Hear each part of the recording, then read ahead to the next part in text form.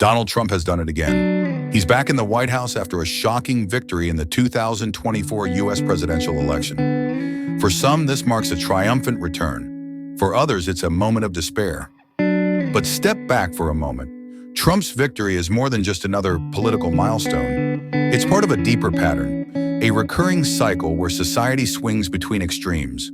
Why does this happen? And more importantly, can we break free from this cycle? Stick around, because by the end of this video, you'll see how history, philosophy, and human nature intertwine to shape our world today.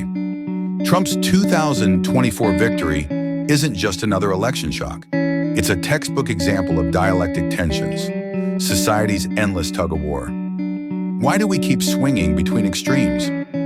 One major force behind these swings is polarization dynamics, the growing divide between different groups in society. Over the past decade, social media has amplified this divide. Algorithms feed us content that confirms our biases, pushing us deeper into our echo chambers. This creates a phenomenon called groupthink, where people in a group become so insulated that they stop questioning their beliefs. Trump's supporters, for example, are fiercely loyal, not because they agree on every policy, but because they share a sense of belonging and identity. The same applies to his critics, who see themselves as champions of resistance. But it's not just the social or political factors at play. Human nature dichotomies play a role too. Humans are wired to seek both security and change, order and freedom. This innate tension often leads us to divide into opposing camps, each side believing it represents the correct path forward. But how far back does this pattern go? History is full of examples where societies swung dramatically between extreme, opposing ideologies.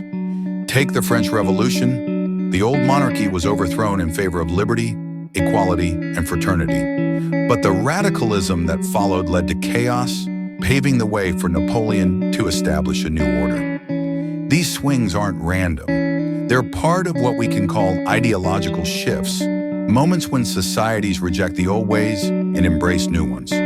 But as the new ideas take root, they often create their own problems, sparking yet another swing in the opposite direction. Trump's presidency is part of this historical rhythm. His rise, fall, and resurgence reflect a broader pattern of political transformation, where crises force societies to redefine themselves.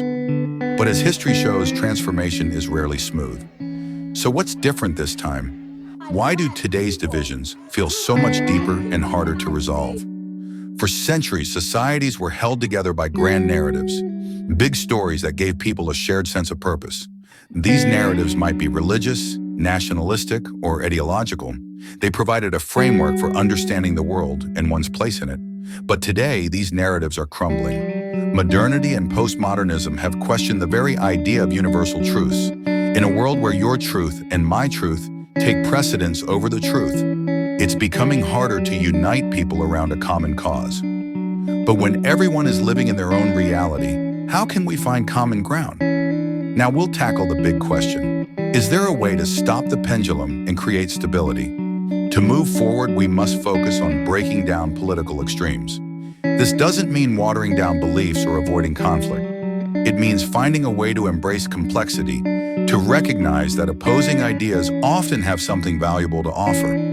For example, consider climate policy. Instead of framing the debate as activists versus skeptics, some policymakers are finding ways to balance environmental urgency with economic feasibility. This kind of balanced approach could serve as a model for other deeply polarized issues.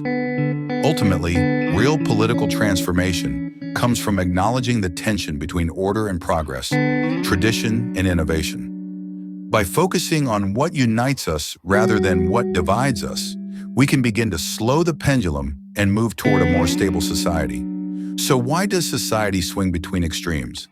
It's part of a deeper rhythm, driven by our nature, amplified by our systems, and shaped by our history. But it's not a rhythm we're doomed to repeat forever. By understanding polarization dynamics, addressing the collapse of shared narratives, and finding ways to connect across divides, we can change the tune. The question is, will we rise to the challenge, or will we let the pendulum keep swinging? Thank you for joining us on this intellectual journey. If you like this video, Don't forget to subscribe to the Mind's Odyssey for more deep dives into the ideas shaping our world.